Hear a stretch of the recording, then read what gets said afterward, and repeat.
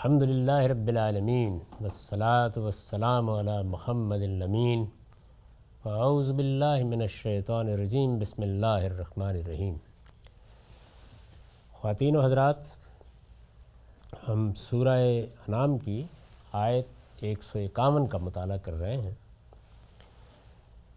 اس میں اللہ تعالیٰ نے وہ چیزیں بیان کی ہیں جن کو اس نے حرام ٹھہرایا ہے، اور یہ بڑا ایک خوبصورت گریز تھا جس سے بات شروع کی ہے کہ تم جن چیزوں کو اختیار کیے ہوئے ہو اور جن پر بحثیں کر رہے ہو اور جن پر حرام حلال کے فتوے دے رہے ہو، ان میں تو اصل بات واضح کر دی، لیکن اہمیت ان کی نہیں ہے، اصل اہمیت ان چیزوں کی ہے۔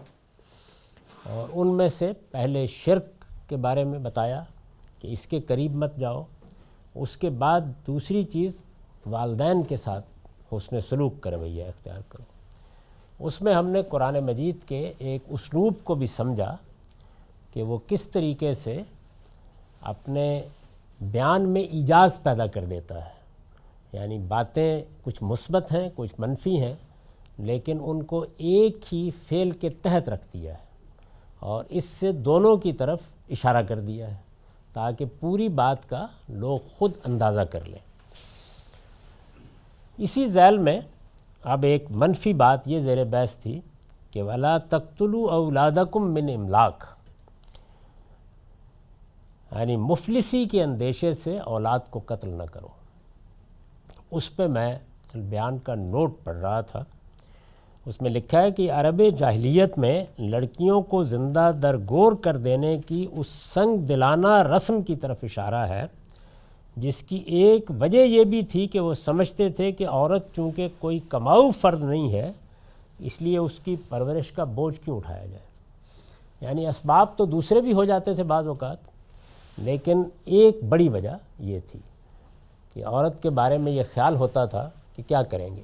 اگر آپ غور کر کے دیکھیں تو خود ہمارے اپنے معاشرے کی نفسیات میں یہ چیز کسی حد تک داخل ہے، یعنی بیٹی ہوتی ہے تو سمجھا جاتا ہے کہ ایک بوجھ ہے جو ہم پر ڈال دیا گیا۔ اگر آپ ہمارے پرانے دیہاتی معاشرے میں جائیں اور وہاں لوگوں سے بات کریں تو وہ آپ کو یہ بتائیں گے۔ اسی طرح سے وہ سمجھتے ہیں کہ اچھا اب دیکھیے اس کی شادی کرنی ہوگی، اس کے لیے بڑ ڈھونڈنا ہوگا، یعنی اس کو ایک ہفتہ خان سمجھا جاتا ہے۔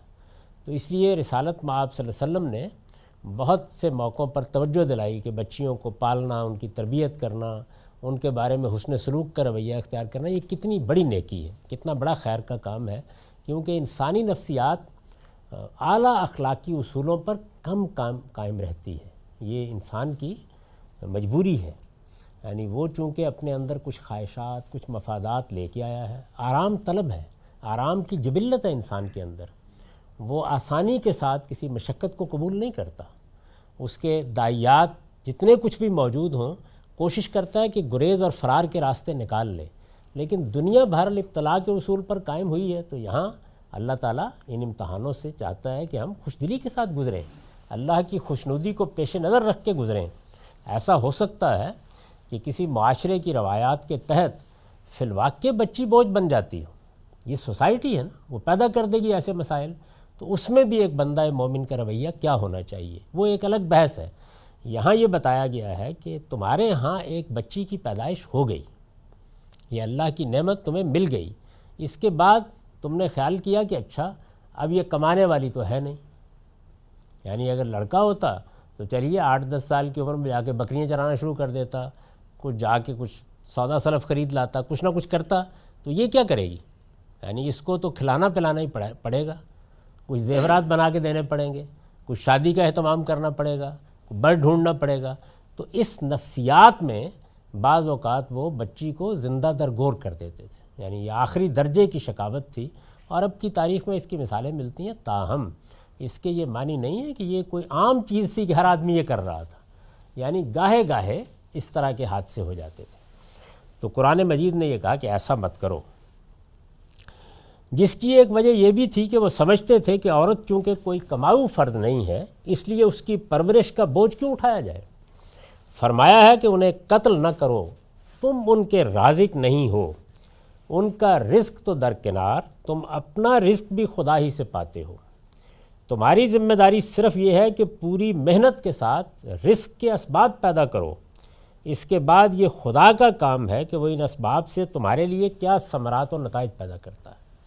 یعنی جس وقت کوئی بچہ وجود میں آ گیا، یہاں بچے کے وجود میں آنے سے پہلے کی صورتحال مذکور ہی نہیں۔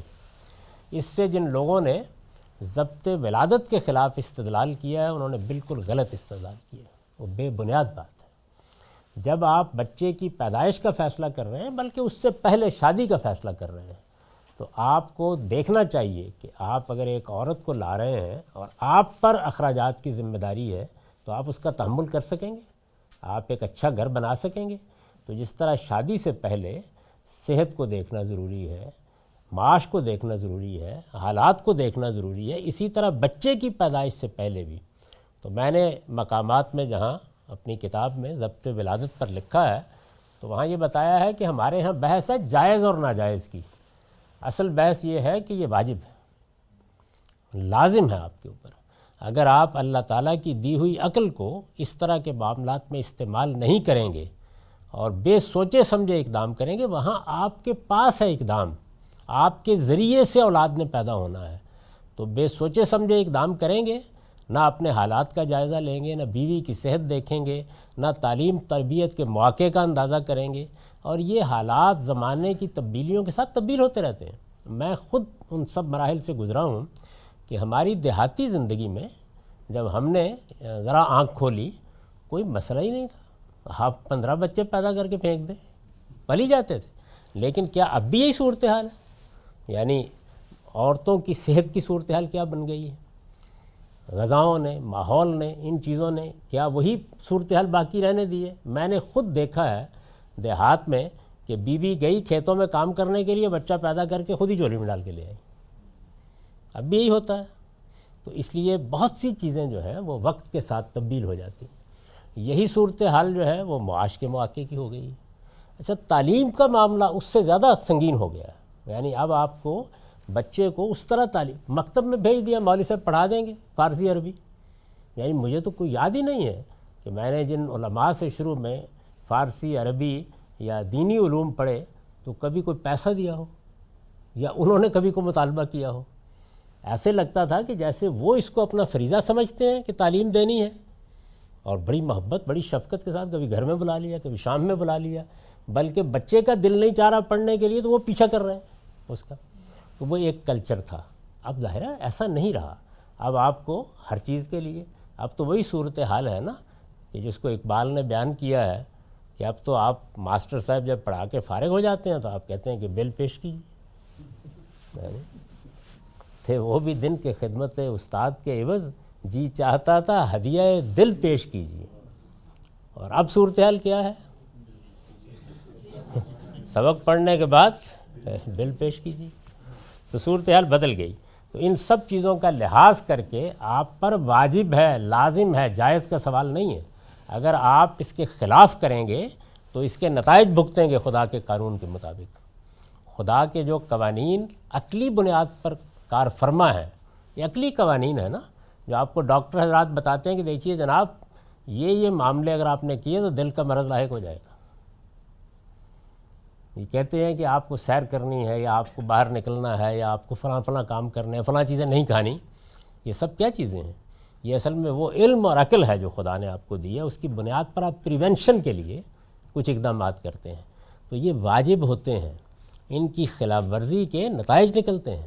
اگر آپ یہ کریں گے، وہ ایک الگ بات ہے کہ اللہ تعالیٰ نے یہ دنیا جو ہے اس میں اپنے تصرف کو قائم رکھا ہوا ہے، وہ کسی وقت نہیں نکلنے دیتا، لیکن عام طور پر خدا کے جو قوانین ہیں وہ بے لاگ طریقے سے کام کرتے رہتے ہیں۔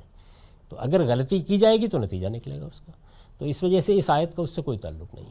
ہاں، جب اللہ نے یہ نعمت آپ کو دے دی تو اب یہ سمجھیے کہ خدا کا فیصلہ ہے، اب آپ کو خوش دلی کے ساتھ اس فیصلے کو قبول کرنا ہے، اور اب وہ بچہ جو ہے اس کی حرمت قائم ہے، اس کی جان، اس کا مال، ہر چیز جو ہے وہ حرام ہے، بالکل اس کے قریب بھی آپ نہیں جا سکتے۔ تو اس سے ولادت مراد ہے یا ابورشن بھی اس میں شامل ہے؟ یہ اچھا سوال انہوں نے کر دیا۔ دیکھیے، ایک چیز یہ ہے کہ آپ نے بچے کی پیدائش سے پہلے یہ فیصلہ کرنا ہے کہ بچہ پیدا کرنا ہے یا نہیں، یعنی آپ نے اقدام کرنا ہے کہ نہیں، آپ کے اقدام کا نتیجہ تو اللہ ہی کی طرف سے نکلے گا، آپ نے اقدام کرنا ہے یعنی وہ آپ کو پورا حق ہے کہ آپ اس کا فیصلہ کریں، بلکہ بعض صورتوں میں واجب ہے کہ آپ تمام چیزوں کا لحاظ کر کے فیصلہ کریں، وہاں کوئی اس کا تعلق نہیں ہے حرام حلال کا، وہاں پر تو آپ کی ذمہ داری ہے، اللہ نے آپ کے ذریعے سے اولاد دینی ہے، اس لیے لڑکی ہو لڑکا ہو شوہر ہو بیوی ہو، سب کو پہلے بہت اچھی طرح سے سوچنا چاہیے کہ کیا ہم نفسیاتی لحاظ سے، سماجی لحاظ سے، معاشرتی لحاظ سے، تعلیم و تربیت کے پہلو سے، عورت کی صحت کے لحاظ سے، آنے والے بچے کو وقت دینے کے لحاظ سے اس پوزیشن میں ہیں، اور اس میں ظاہر ہے کہ معاشی پہلو بھی موجود ہے، تو اس کا پوری طرح ادراک کر کے سمجھ کر بچے کی تمہید باندھنے کا آپ کو حق ہے۔ یہ ہے پہلے کا معاملہ۔ اس کے بعد فرض کیجئے کہ بچے کی تمہید بن گئی، تو اب اس کے بعد کوئی مانع پیش آ گیا، یعنی کوئی ایسی چیز آ گئی، پتہ چلا کہ کوئی بیماری ہے بچے کو اور ہے، آج کل تو بہت سی چیزیں معلوم ہو جاتی ہیں، کوئی معقول سبب ہے، تو 120 دن کے اندر جو فقہاء نے کہا ہے بالکل ٹھیک ہے۔ اس کی دلیل کیا ہے قرآن اور حدیث میں، وہ میں نے اس مضمون میں بیان کر دی ہے، اسقاط کے اوپر جو لکھا ہے وہ آپ وہاں دیکھ سکتے ہیں، یہاں بحث دوسرے دائیں چلی جائے گی۔ 120 دن تک وہ انسان نہیں ہے، وہ حیوان انسان ہے۔ اللہ تعالیٰ نے یہ بتا دیا ہے اور اللہ کے پیغمبر نے اس کی وضاحت کر دی ہے کہ 120 دن کے بعد اس کو انسانی شخصیت دی جاتی ہے۔ جب 120 دن مکمل ہو جائیں اس کے بعد اس کو چھیڑنا ایسے ہی ہے کہ جیسے آپ بچے کی پیدائش کے بعد اس کا گلا گھونٹنا چاہیں۔ تو یہ ہے اس معاملے میں اسلام کا نقطہ نظر۔ یہ بات کہ 120 دن تک وہ حیوان انسان ہے، ابھی انسانی شخصیت اس کو نہیں ملی، اس کو جاننے کا کوئی سائنسی طریقہ نہ ہے، نہ دریافت ہو سکتا ہے۔ یہ خدا کی دی ہوئی اطلاع ہے، قرآن میں بھی وضاحت سے ہے اور رسالت میں آپ صلی اللہ علیہ وسلم نے بھی وضاحت سے اس کو بیان کر دی ہے۔ قرآن میں بنیاد کیا ہے، حدیث میں بنیاد کیا ہے، میں نے عرض کیا کہ اس کو آپ وہاں دیکھ سکتے ہیں، وہ کسی موقع کے اوپر مزید تفصیل بھی کر دیں گے، لیکن یہاں اتنا بتانا مقصود تھا کہ یہ جو آیت ہے یہ ان معاملات سے متعلق نہیں، ہاں اس وقت سے ضرور متعلق ہے کہ جب پتہ چل گیا کہ بچہ ہے، 120 دن ہو گئے ہیں، تو اب اس کے بعد وہ زندہ انسان ہے، پیٹ کے اندر ہے یا پیٹ کے باہر ہے، اس کی حیثیت بالکل یکساں ہے، اب آپ اس کو ہاتھ نہیں لگا سکتے۔ یہاں ایک چھوٹا سا اور سوال ہے کہ قتل تو ویسے ہی حرام ہے ان جنرل، تو یہ کہنا ہے کافی تھا کہ ولا تقتلوا اولادکم، لیکن جو من املاک کی شرط لگائی ہے، کہیں اس سے یہ مراد تو نہیں ہے کہ یہ جو عقلیت ہے یا یہ جو سوچ ہے اس کو ختم کرنا تھا کہ بھئی تم بچے پیدا جیسے ابھی آپ نے کہا کہ بھی بچے پیدا کرنے کی پلاننگ میں آپ احتیاط کر سکتے ہیں، تو اس میں بھی اگر سوچ یہی ہے کہ میں اس لیے نہیں کرنا چاہتا ہوں کہ میں جو ہے نا وہ کھلاؤں گا کہاں سے، تو وہ اس کے اندر شامل ہوگی؟ دو باتیں بالکل الگ الگ ہیں۔ یہ جو مل املاک کی شرط ہے تو وہ اصل میں اس شناخت کو واضح کرتی ہے، یعنی کیا بنیاد ہے تمہارے پاس، آپ کسی انسان کی جان لینا چاہتے ہیں تو بتایا ہے نا کہ 2 صورتوں میں لی جا سکتی ہے قرآن مجید نے، تو اس وجہ سے لے لیں گے کہ اس بچے کی پرورش اور اس کی پرداخت کے لیے رزق آپ کے پاس نہیں ہوگا، اس کی فکر نہ کرو، جب کہ ایک بچہ دنیا میں آ گیا۔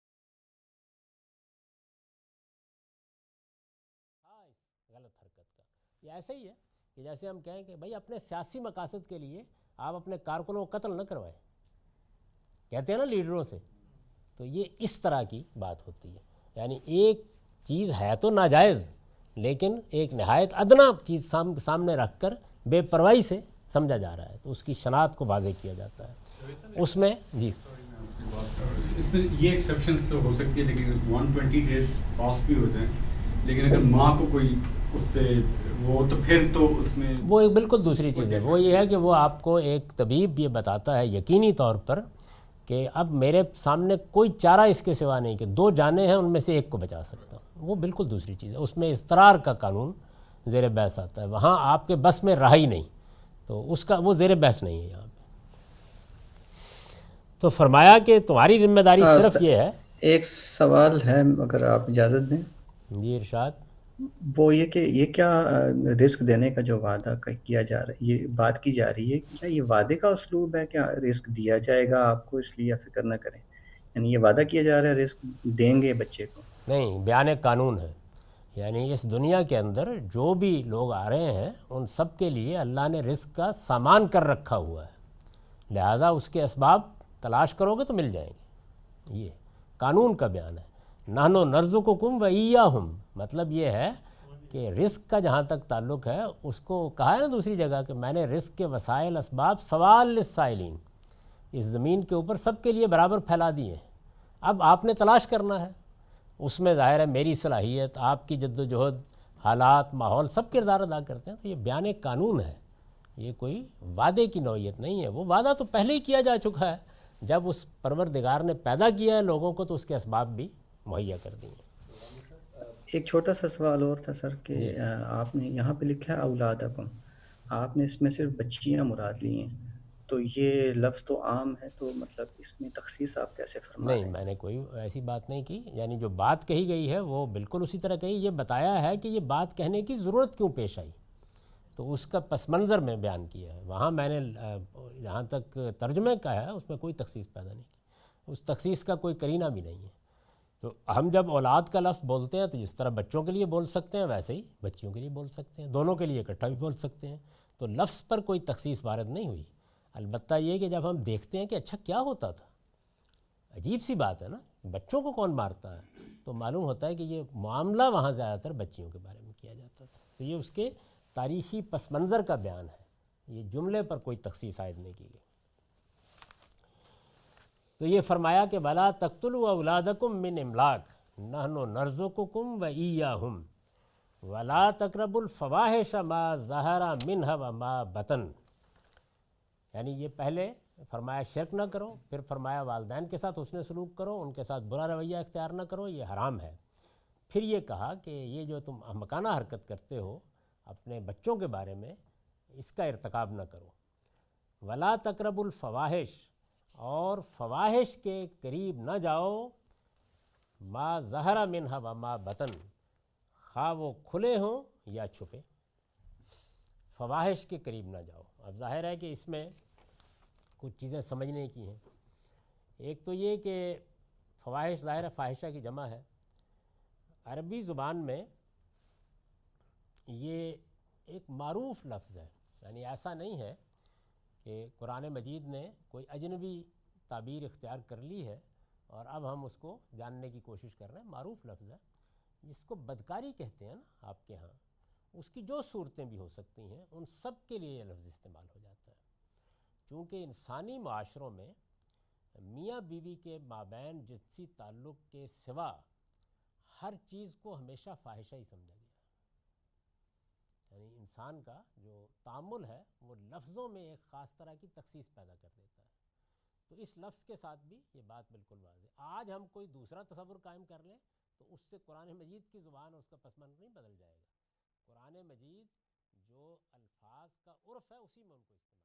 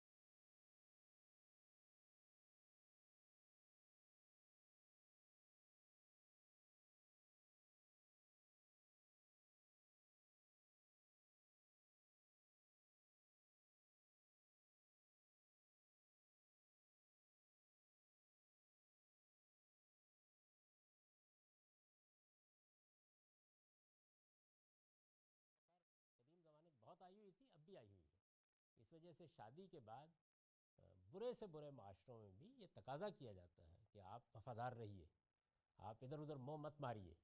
یہ عورت کی نفسیات بھی یہی چاہتی ہے، مرد کی نفسیات بھی یہی چاہتی ہے. اس میں زیادہ بحث بھی نہیں ہے. اس کو جرم یا گناہ سمجھا بھی جاتا ہے عام طور پر. مسئلہ وہاں سے پیدا ہوتا ہے کہ جب آپ شادی سے پہلے بھی یہ کہتے ہیں کہ نہیں، یہ کام نہیں ہونا چاہیے. یہ وہ چیز ہے جو مابین نزاع ہوئی ہے. مابین نزاع اس معاملے میں دو چیزیں ہوئی. ایک مابین نزاع یہ ہوا ہے کہ جیسے میں نے عرض کیا کہ شادی سے پہلے کیا مسئلہ ہے.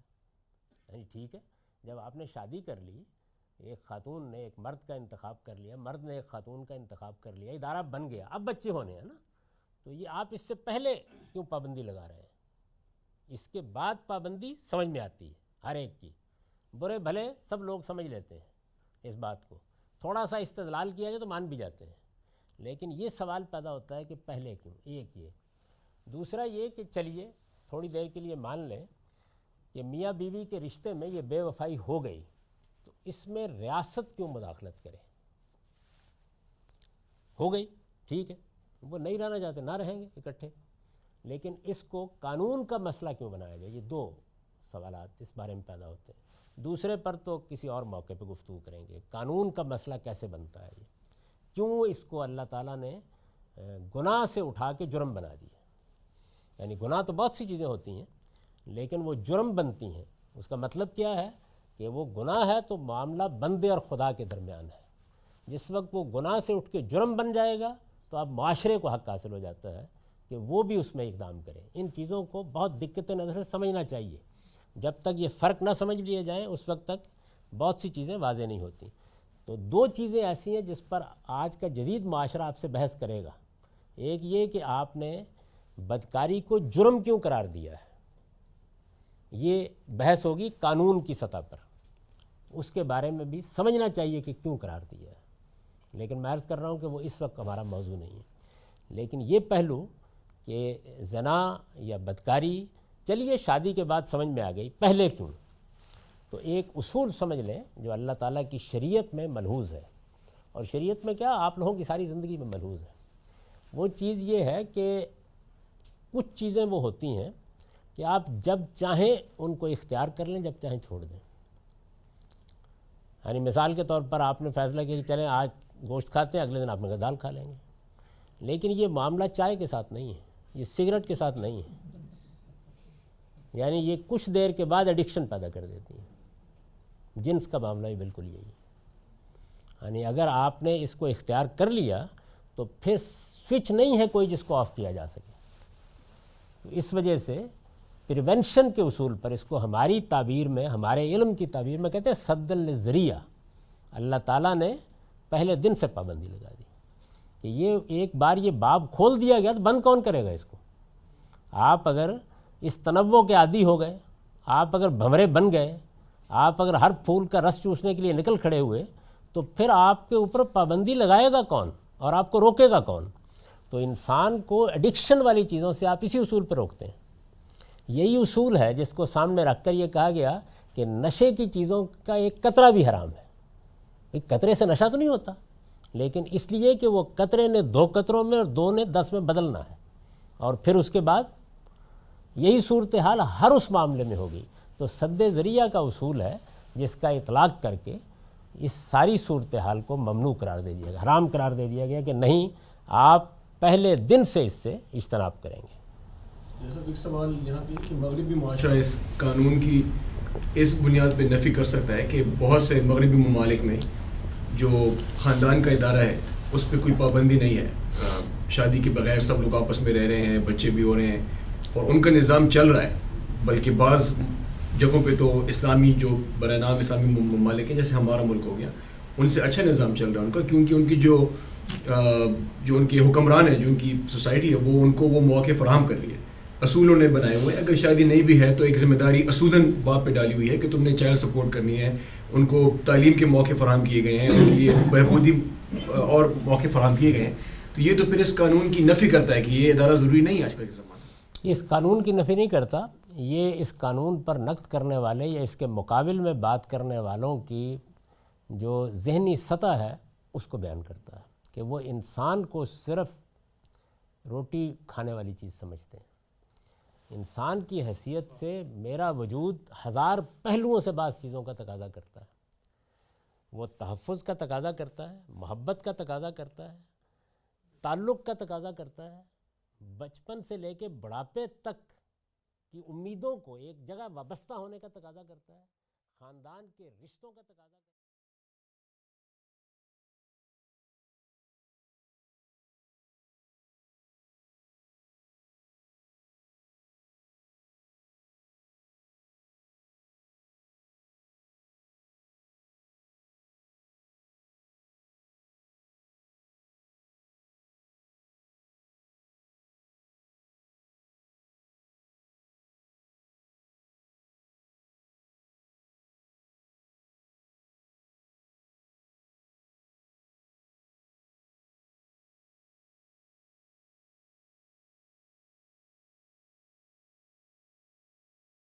ناقص متبادل تلاش کر رہے ہیں، اور وہ بھی کہاں؟ جہاں پر بہت پیسے آ جائیں اور بہت ترقی یافتہ ملک ہوں۔ میرے ملک میں کیا کریں گے؟ تو اللہ کا نظام جو ہے وہ عارضی بندوبست کا متقاضی نہیں۔ عارضی بندوبست تو کسی یتیم کے لیے بھی کرنا پڑ جاتا ہے، لیکن کیا وہ کوئی آئیڈیل بندوبست ہے؟ وہ کوئی مثالی چیز ہے؟ مثالی معاملہ جو ہے وہ اللہ کا بنایا ہوا قانون ہے۔ اس کے لیے ہم یہ ایثار کرتے ہیں، ہم یہ فیصلہ کرتے ہیں کہ نہیں، ہم کسی حال میں بھی ایسی کسی چیز کے قریب نہیں جائیں گے، ہر حال میں اس کا ہم تقاضا پورا کریں گے۔ تو یہ اسی لیے کرتے ہیں۔ ایک چھوٹا سا سوال ہے کہ جی یہ جو الفواحش ہے اس کو ڈیفائن نہیں کیا گیا اور اس کو عرف پر چھوڑ دیا گیا، اور آپ نے وہ بھی کہا کہ بھی یہ عربی میں معروف چیز ہے، تو زمانے کے ساتھ ساتھ اس کا سٹینڈرڈ چینج ہوتا رہتا ہے۔ جیسے آج کل جو ہے نا اپوزٹ جینڈر کے ساتھ جو فرینڈ شپ ہے اور وہ ایک تہذیب کے دائرے میں، اور پہلے یہ ٹھیک نہیں تھی، سلام لینا ہے، ہینڈ شیک کرنا ہے، پہلے کسی زمانے میں یہ فحش ہوتی تھی اور اب اس کو اس طرح نہیں دیکھا جاتا۔ تو اس میں ہم ساتھ ساتھ ہم چینج ہوتے رہیں گے جیسے جیسے یہ اس کا سٹینڈرڈ چینج ہوگا۔ اس پر گفتگو بہت تفصیلی طور پر کرنے کی ضرورت ہے، ان سارے پہلوؤں کے اوپر۔ کیا وقت ہے ہمارا؟ تو درس کا وقت جو ہے وہ چونکہ ختم ہو گیا، اور عین آخری وقت میں آپ نے ایک بڑا سوال کر دیا، تاہم یہ کرنی ہے۔